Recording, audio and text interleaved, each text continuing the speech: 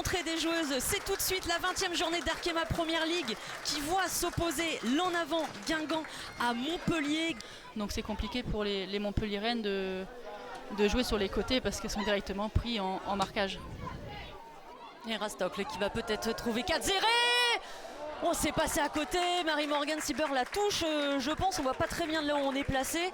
Penaud, il y a Bigot effectivement qui réclame le ballon, elle est toute seule, elle a de l'espace en plus devant elle, Maureen Bigot. Le centre pour Ribera, le contrôle de la poitrine d'Anaïs Ribera. Oh, le sauvetage de Céleste Boureille. Et Anaïs Ribera qui se plaignait de sa jambe qui a l'air de s'être encore fait mal. Est-ce qu'elle est rentrée en contact avec Justine Leron, la gardienne? Alors on va suivre ça de près. Elle met un carton jaune à Justine Leron, donc ça serait un penalty pour les Guingampaises. Hein. Péniguel dans le petit filet. Et le premier but, il est guingampais dans ce match face à Montpellier.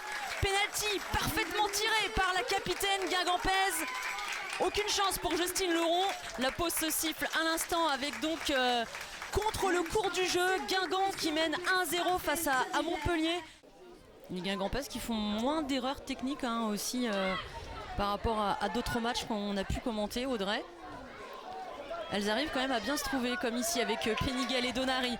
La passe pour Anaïs Ribera. Ribera passe à Petit-Rond. Et le deuxième but guingampais signé Anaïs Ribera. Les Guingampais font mal en contre. Et ça s'annonce de plus en plus compliqué pour Montpellier. Ça part d'une très belle action de Guingamp. Ce coup franc, il est en faveur de Guingamp. Ce sera pour le pied droit de Leïla Penaud. Ah, c'était bien essayé. Guelati pour le troisième but. Sofia Guelati, elle qui avait perdu sa place de titulaire, elle qui malheureusement a marqué plusieurs CSC cette saison, qui là vient marquer sur ce coup franc. Ça fait 3-0 pour Guingamp. Il y a Touris qui fait un appel, elle va tenter la frappe lointaine. Et c'est claqué mais pas stoppé. La déviation de Rouquet sur Fercoq. À la perte de balle de Touris, ça va peut-être profiter au Montpellier-Rennes avec Engel. Il y a Rouquet toute seule face à Sieber, le plat du pied. Magnifique but de Rouquet. Et Montpellier qui revient dans ce match, 3-1 maintenant. On l'a dit, ce match n'est pas terminé entre Guingamp et Montpellier.